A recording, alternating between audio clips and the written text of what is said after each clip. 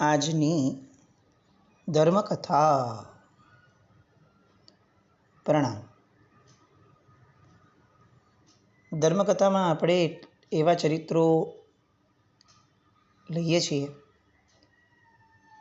કે જે ચરિત્રોના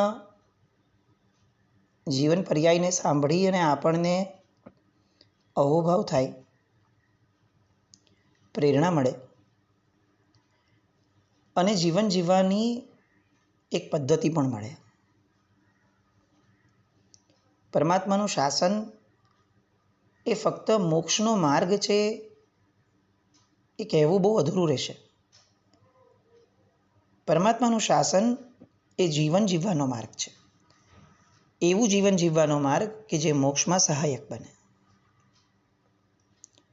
એટલે આવું જે લોકો જીવન જીવીને ગયા છે, કે જે લોકોનું જીવન પણ સુખી હતું અને જીવન પછીનું જીવન પણ સુખી થયું, જેના કારણે એમના પરમ લક્ષ્ય સુધી પહોંચવામાં એ લોકો સુખીપણે આગળ વધી શક્યા. આવી અઢળક વાતો આપણે ત્યાં છે. આજથી આપણે એક ચરિત્ર શરૂ કરવું છે. આમ વ્યક્તિગત રીતે કહું તો કદાચ નાનપણથી આ ચરિત્ર બહુ આકર્ષતું ચરિત્ર રહ્યું છે. નાનપણથી આ ચરિત્રની વાતો જ્યારે જ્યારે સાંભળી છે ત્યારે અઢળક પ્રશ્નો મનમાં ઉદ્ભવ્યા છે. અને હું એવું માનું છું કે આપણામાંના અઢળક લોકો હશે કે જેમને આ ચરિત્રને લગતા કેટલાક પ્રશ્નો તો ઉદ્ભવ્યા હશે. બીજા બધા ચરિત્રોની અંદરમાં તો આપણને તાલમેલ દેખાય છે, એટલે આપણને એમાં બહુ વધારે પ્રશ્નો વિશેષ નથી થતા કે આમ કેવી રીતે કોઈનો મોક્ષ થાય. ભાઈ, સાધના કરી અને મોક્ષ થઈ ગયો, અણસણ કર્યું, પશ્ચાતાપ કર્યો, આવા કેટલા બધા દૃષ્ટાંતો છે કે જેમાં આપણને એના તાણાવાણા મેળવવા માટેની સામે પ્રસંગની આખી ઘટમાળ મળે છે. અને એટલે શું થાય છે કે આપણને એ માર્ગ, એ પ્રસંગ, એ ઘટના, એ ચરિત્ર એ બુદ્ધિને પણ સ્વીકાર્ય બને છે અને હૃદયને પણ આવકાર્ય બને છે. પણ આ એક પ્રસંગ, જો કે આવા કેટલાક પ્રસંગો છે જ પ્રચલિત, પણ એમાંનો આ એક પ્રસંગ, આ એક વ્યક્તિત્વ, આ એક ચરિત્ર એવું છે કે જે સાહજિક રીતે કોઈને પણ મનની અંદરમાં પ્રશ્નોની ઘટમાળ ઊભી કરાવે. અને એટલે એ ચરિત્રને લેવા માટે થોડું લાલાયિત થવાનું થયું છે. ચરિત્ર છે ઇલાચી કુમારનું. નામ સાંભળતા જ આપણને આપણા મનનો જે એક ભાવ બેઠો છે એ તરત કહી શકે, અચ્છા એ તો ખબર છે, આ ચરિત્ર તો ખબર છે. વાત સાચી છે, પણ ચરિત્રો એ સંવેદવા અને છણાવટ કરવા માટે આપણી આગળ મૂક્યા છે, આપણી માહિતીનો જથ્થો વધારવા માટે નહીં. આપણે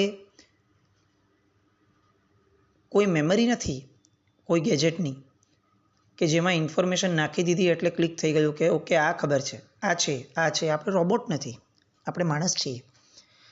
એટલે માહિતીથી અટકવાનું નથી. આપણે માહિતીથી સંવેદના તરફ આગળ વધવાનું છે અને સંવેદનાથી આગળ વધી અને અનુભૂતિ તરફ જવાનું છે. એવું અજોડ દ્રષ્ટાંત પરમાત્માના શાસનનું કે જે આખી ને આખી વ્યાખ્યાઓ પલટાવી દે. આપણે જીવન એવું જીવીએ છીએ કે જેમાં સતત આપણને કહેવામાં આવે છે કે ભાઈ મોક્ષ જોઈએ છે તો આ ત્યાગ કરો, અણસણ કરો, ઉપવાસ કરો, તપશ્ચર્યા કરો, આનો ત્યાગ કરો, પાપનો ત્યાગ કરો, ધર્મનું સેવન કરો. અને આ દ્રષ્ટાંત સાંભળે ત્યારે એમ થાય કે આરું દોરડા પર નાચતા નાચતા જો કેવળ જ્ઞાન થઈ જતું હોય તો પછી આ લોકો આપણી પાસે કેમ આટલી બધી મહેનતો કરાવડાવે છે. આવું નાનપણમાં બહુ થતું. ફક્ત દોરડા પર નાચવા માત્રથી કેવળ જ્ઞાન થતું હોય? ચોક્કસ એ સમયે પણ જાણ હતી કે દોરડા પર નાચવું એ તો ફક્ત બાહ્ય ઘટના હતી, આંતરિક બહુ બધી ઘટનાઓ અંદર થઈ હતી. પણ તેમ છતાં સાહજિક રીતે પ્રશ્ન ન થાય આપણને. આપણે રોજના 5-10 હજાર 15,000 25,000 ભેગા કરવા માટે મહેનત કરતા હોઈએ અને કોઈ એક વ્યક્તિ બેઠા બેઠા રોજના 5 લાખ કમાતો હોય અથવા એક સાથે 50 કરોડ કમાઈ જાય તો પ્રશ્ન તો થાય ને આપણને કે યાર તો મારી આગળ કેમ મહેનત કરાવડાવો છો. આવું આ દ્રષ્ટાંત કે જેમાં દોરડા પર નાચતા નાચતા કેવળ જ્ઞાન થઈ ગયું. કેવળ જ્ઞાન આપણને આપણું મતિ જ્ઞાન પણ બરોબર નથી લાધાતું. આપણા મતિ જ્ઞાનનો અનુભવ આપણે નથી કરી શકતા ધર્મ કરતી વખતે, અને આમને દોરડા પર નાચતા નાચતા કેવળ જ્ઞાન. આ આખી ઘટમાળ એને આપણી વિશેષ સમજણ, આપણા પ્રશ્નો અને આપણી માન્યતાઓની સાથે ચકાસતા ચકાસતા આગળ વધવું છે. હું ઈચ્છીશ કે આ પ્રસંગ જેમને જેમને માટે આ ચરિત્ર એ પ્રશ્નચિહ્ન હોય એ બધા ખાસ જોડાય, એક એક વાતને બૌદ્ધિક રીતે સમજવાનો પ્રયત્ન કરે અને જ્યાં જ્યાં બૌદ્ધિક રીતે પણ સમજતા સમજતા પ્રશ્નો ઉદ્ભવે ત્યાંથી ઉઠેલા એ પ્રશ્નોને આપણે સાથે મળીને આ સત્સંગની અંદરમાં એને પણ ચર્ચવાનો પ્રયત્ન કરીએ. આમાં કોઈ ઉકેલ નથી લાવવાનો, કારણ કે આપણે બધા એક જ સ્તરના વ્યક્તિઓ છીએ, પણ તેમ છતાં આપણે એને ક્યાંક ને ક્યાંક ચર્ચવાનો પ્રયત્ન કરી શકશું. વાત શરૂ થાય છે જંબુદ્વીપના ભરત ક્ષેત્રની, જે ભરત ક્ષેત્રની અંદરમાં ઈલાવર્ધનપુર નામનું એક ગામ છે. ઈલાવર્ધનપુર ગામની અંદરમાં ઇભ્ય નામના એક શેઠ વસે છે. અતિશય ધનવાન શેઠ, અતિશય. એવું કહેવાતું કે આ ઇભ્ય નામના જે શેઠ છે એમની સંપત્તિનો તાગ મેળવવો એમની માટે પણ દુર્લભ હતું. ત્યારે આમે કોઈ નોટ લઈને બેસતા ન હતા. ધન આવી રાખતું, વ્યવસાય થતો, પરગામ ભાણ વગેરે જે મોકલ્યા હોય એ આવે ત્યારે બધું એકસાથે આવતું હોય, એના હિસાબ લેખાજોખા બધું થાય, પણ કોઈ નોટ ગણવા બેસતું ન હતું. એ જમાનો, એ સમય, એમાં ઇભ્ય નામના આ શ્રેષ્ઠી, એમની માટે એક શબ્દ વપરાયો છે કે એ શ્રેષ્ઠી હતા, પણ એમની માટે શબ્દ વપરાયો છે કે દાતાર હતા. પુણ્યશાળી વ્યક્તિ એ છે કે જે વ્યક્તિને મળ્યું છે અને આપતા શીખ્યો છે. એવું નહીં કે મળેલું બધું આપી દે, એવું પણ નહીં કે દરેકને આપે, પણ જ્યાં જ્યાં એને જરૂર વર્તાય, જ્યાં જ્યાં એનો વિવેક, એને સંવેદના અને એનો અનુકંપા પ્રગટાવે છે, ત્યાં ત્યાં આપવામાં એને કોઈ દિવસ કચાશ ન થતી હોય એવો સ્વભાવ. આપણી પરિસ્થિતિ એવી છે કે આપણે કરોડોપતિ વ્યક્તિઓને જોઈને એમ કહીએ છીએ કે ભાઈ એની આગળ તો પૈસા છે એટલે એ દાન ધર્મ કરે છે, પણ આપણે કોઈ દિવસ એવી મનસ્થિતિમાં નથી આવતા કે એની આગળ કરોડો છે તો એ લાખનું દાન કરે છે, મારી આગળ લાખો છે તો ચાલો હું 500નું દાન કરું. ના, આપણે ત્યારે એવું વિચારશું કે ભાઈ કરોડોપતિ હોય ને એ જ દાન કરી શકે. આજે મને 5,000 રૂપિયા મળ્યા છે તો ચાલો હું 50 રૂપિયા વાપરવાનો પ્રયત્ન કરું, શુભ ખાતે, કોઈ પણ શુભ તત્વો. દાતાર એ છે કે જેને આપતા આવડે છે. દાતાર એ નથી કે જે આપે છે. એટલે આવા દાતાર તરીકે આ ઇભ્ય નામના શ્રેષ્ઠી એ ઈલાવર્ધનપુર નગરની અંદરમાં પ્રસિદ્ધ હતા. એમની પત્નીનું નામ ધારણી. બંનેઓની જોડી બહુ જ જામતી, લોકોની અંદરમાં બહુ જ અનુમોદનાના પાત્ર બંને હતા. બધી જ સુખ સાહેબી બધું જ ભેગું હતું. ખાલી એક જ વસ્તુની ખાટલે ખોડ હતી કે એમને કોઈ દીકરો ન હતો, દીકરો કે દીકરી, એમને સંતાન ન હતું. અને એટલે બંને બહુ ચિંતિત રહેતા, એ બાબતમાં પ્રયત્નશીલ રહેતા, દરેક જગ્યાએ ક્યાંક પૂછવા જવું વગેરે, આ તે સાહજિક રીતે જે માતા પિતાને થાય જ એ બધું થતું. એ બધા પ્રયત્નો કરતાં કરતાં એકવાર આવું થયું કે કોઈકે એમ કીધું કે ભાઈ આપણા ગામની જે રખવાડી છે ઈલાવર્ધનપુરની, એ ઈલા નામની દેવી, એ ઈલા દેવીની તમે માનતા માનો. આ ઈલા દેવીની માનતાથી તમારી આ જે પ્રશ્નાવલી છે કે ભાઈ આ ક્યારે અમને સંતાન થશે, એ ચોક્કસ એ પૂરી કરશે. ગામની રક્ષિકા છે, ગામના દરેક વ્યક્તિનું ધ્યાન રાખવું એ એમની ફરજ છે. જેમ આપણે ત્યાં કુળદેવી હતા. મૂળમાં આપણે લોકો કુળદેવીની પરંપરાથી વિખૂટા થયા અને એકને છોડ્યું એટલે આપણે અનેકની પાછળ ઢસરડા કરતા થયા. હવે આપણા સંતાનો, આપણે લોકો ક્યાં નથી જતા એ પ્રશ્ન થઈ ગયો, અને ક્યાં ન જવાય એ પણ પ્રશ્ન વિચારવાના દૂર થઈ ગયા. જ્યાં જે કહેશે કે આ અહીંયા જવાથી માનતા પૂરી થાય છે ત્યાં આપણે વહી જશું. પણ આપણે ત્યાં પરંપરા હતી કે ઉચિત વ્યક્તિઓને અને આપણા પૂર્વજોએ માન્ય કરેલા તત્વોની આગળ માગવાનું હતું. એટલે એમાં પણ માગણીની મૂળમાં આપણું ધ્યાન રાખી, આપણી પર કૃપા વરસાવે એ મુખ્ય માગણીઓ હોય. અને એટલે આપણે ત્યાં દરેક કુળની એક પરંપરાગત દેવદેવીઓ હોય જે રક્ષિકા હોય. એમને સાહજિક રીતે આપણા કુળનું ધ્યાન રાખવાની એમની ફરજ છે, અને આપણે એમને એમની ફરજો યાદ કરી અને એમના પ્રત્યેની આપણી ફરજો આપણે પૂરી કરવાની હોય છે. આ તો ગામની રક્ષિકા છે. આ લોકો ગયા બંને જણા, અને સંતાનની માનતા એ લોકો માને છે. પોતપોતાના સ્તર પ્રમાણે માનતા હોય, એટલે એમણે માનતા એવી માની કે જો અમને સંતાન થશે તો અમે 1,00,000 સુવર્ણ મુદ્રા ખર્ચી અને દરેક વ્યક્તિને આપનું જે મૂળ સ્થાન છે ત્યાંની અમે યાત્રા કરાવશું. 1,00,000 સુવર્ણ મુદ્રા ખર્ચી અને અમે આ કરશું. આ એ જમાનાની 1,00,000 સુવર્ણ મુદ્રાઓ એટલે અત્યારે તો આપણે વિચારી બી ન શકીએ કે અત્યારના કેટલું સોનું થાય. માનતા માની અને સમય ગયો. દેવીનો પ્રભાવ વર્તાયો અને ધારિણીજીએ ગર્ભધારણ કર્યો. માનતા પૂરી કરાવી, રંગે ચંગે યાત્રા કરાવી, બધાને 1,00,000 સુવર્ણ મુદ્રાથી પણ અધિક દ્રવ્ય ખર્ચ્યું. જેની માટે જ કમાઈએ છીએ એની પાછળ ખર્ચવામાં વિચાર શેનો આવે. એટલે સુંદર ઉત્સવ બધું જે કરવાનું હતું, યાત્રા વગેરે બધું કર્યું. 9 મહિના પૂરા થયા, બાળક થયો, પુત્ર થયો. નામ આપ્યું ઈલાપુત્ર, કારણ કે ઈલા દેવીની કૃપાથી થયું હતું.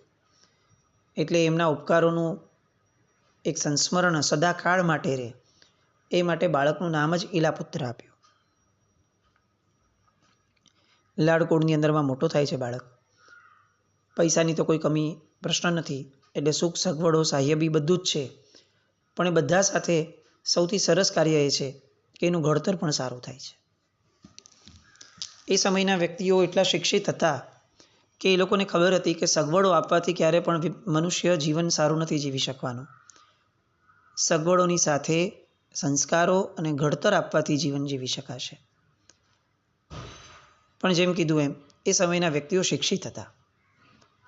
આપણે અઢળક ભણ્યા છતાં એકચ્યુઅલી આપણે ગમાર છીએ, કારણ કે આપણને જીવન જીવવાની પદ્ધતિઓ, એની એકચ્યુઅલ જ્ઞાન, એની ભણતરની ધારા આપણામાં ક્યારેય જન્મી જ નથી. મોટો થતો જાય છે બાળક, યૌવન વય આવે છે. ભણવાની ઉંમર થતાં તરત જ 8 વર્ષની ઉંમરે એને ભણવા મુકાય છે. 72 કળાઓ સાથે છે. રૂપનો અંબાર કહી શકાય એવો આ બાળક છે. ગુણિયલતાનો સાગર કહી શકાય એવું આ બાળક છે. દરેક વ્યક્તિને એવું લાગે કે જાણે પૂર્વ બહુનું ભાથું લઈને આવેલું આ બાળક છે. એકદમ શાંત, કોઈ જાતની જીદ નહીં, કોઈ પ્રકારનો ક્લેશ કંકાસ નહીં. હાથમાં લઈએ અને રમાડવાનું જ મન થાય, છોડવાનું મન ન થાય એવું આ બાળક. અને મોટો થયા પછી પણ ક્યાંય કોઈની હારે વિખવાદ નહીં. 72 કળાઓ જે શીખી એ કળાઓની અંદરમાં પણ ગુરુને એના પ્રત્યે અતિશય અનુરાગ થાય એવું મીઠું વ્યક્તિત્વ. એમ કહી શકાય કે દરેકે દરેક કળાએ પૂર્ણ હોય, દરેકે દરેક આવશ્યકતામાં પૂર્ણ હોય એવું આ એક વ્યક્તિત્વ ઊભું થયું. 72 કળામાં નિપુણ થયા. યૌવન વય છે એટલે સાહસિકતા એ તો વણાયેલી હોય શરીરની અંદરમાં. વીર્યોલ્લાસ એ તો પ્રગટે જ ઉંમર પ્રમાણેનો. એ બધા વીર્યોલ્લાસની દિશા પણ બહુ સારી આપતા માતા પિતા, મિત્રો વગેરે, સન્મિત્રોનો સંગાત હતો, ધર્મનું વાતાવરણ હતું. એટલે દરેકે દરેક ઘટનાઓ એ જાણે એના માટે શુભની જ એક એંધાણ થઈને આવતી, અને એટલે જ દરેક ઘટનાના અંતે શુભતા પ્રકટ થઈ. બધું સરસ ચાલી રહ્યું હતું, અને હવે એક દિવસ એવો પ્રસંગ બને છે કે જે પ્રસંગે આ આખી ઘટમાળને એક દિશા જે આપવાની છે એ દિશા આપવાની શરૂઆત થાય છે. એક દિવસ આ નગરની અંદરમાં નાટકીય લોકો આવે છે. ઢોલ લઈ અને જાહેરાત જે થાય છે કે બધાને કહેવા માટે ભેગા થાય છે, જે સંદેશો આપે તે કે ભાઈ ગામની અંદરમાં નાટકની મંડળી આવી છે અને એ લોકો ગામની અંદરમાં નાટક ભજવવાના છે. ઈલાપુત્ર પણ સાંભળે છે અને એને પણ એમ થયું કે ચાલો નાટક જોવાનું છે તો આપણે જઈએ. કુતૂહલ વૃત્તિ એ તો સામાન્ય વ્યક્તિનું પણ લક્ષણ છે. આપણે જે કુતૂહલ વૃત્તિથી અત્યારે ટેલિવિઝન, મોબાઈલ બધામાં આંધળી દોટ મૂકીને આગળ વધી રહ્યા છે, એના મૂળમાં ગુણ છે કુતૂહલનો. આ કુતૂહલના ગુણની વિવેકની ધારા આપણે જાળવી નથી શકતા, એટલે વિકૃતિ તરફ આગળ વધ્યા. કોઈ પણ અશુભ ક્રિયાના પણ મૂળમાં જોવા જઈશું ને તો આપણને ખ્યાલ આવશે કે કોઈક એક ગુણ છે કે જેને સંતોષવા માટે આત્મા વીર્ય આપે છે, શક્તિ આપે છે, પણ પછીથી પૂર્વના સંસ્કારોથી ઘડાયેલું મન એ શક્તિને ઊંધી દિશામાં વાપરે છે. આત્મા શક્તિ આપીને સૂઈ ગયો છે આપણો, આપણે એને જગાડતા જ નથી. એટલે થાય છે શું કે એની શક્તિઓ અવળે માર્ગે વપરાતી જાય છે. જેમ જેમ અવળે માર્ગે શક્તિ વપરાતી જાય છે એમ એમ કર્મબંધ વધુ થતો જાય છે, એમ એમ ભવ વધતા જાય છે. જેમ જેમ ભવ વધતા જાય છે એમ એમ નબળી વસ્તુઓનો સંસ્કાર વધતો જાય છે, અને જેમ જેમ સંસ્કાર વધતો જાય છે એમ એમ નવા કર્મ થતા જાય છે. આ એક આખું વિશેષ સર્કલ આપણે લોકો અનાદિકાળથી ફરી રહ્યા છીએ. પણ મૂળમાં દરેક પ્રવૃત્તિને આત્મા જે બળ આપે છે એનું મૂળ કારણ તો એ જ છે કે એને કોઈ ગુણની પ્રાપ્તિ કરવી છે, કારણ કે પોતે અનંત ગુણની પ્રકૃતિ લઈને બેઠેલો છે. એટલે કુતૂહલ નામના ગુણની પૂર્તિ માટે દુનિયાના દરેક જીવો કંઈક ને કંઈક પ્રયત્ન કરતા હોય છે. એમાંથી આ એક પ્રયત્ન એ જમાનાને લગતો હતો કે જેમાં નાટકની મંડળીઓ આવે એટલે બધા આખું ગામ એ નાટક જોવા જાય, અને એમાંથી નાટક ચેટક જોતા એ પોતે રતિ અરતિના સુખોને માણે.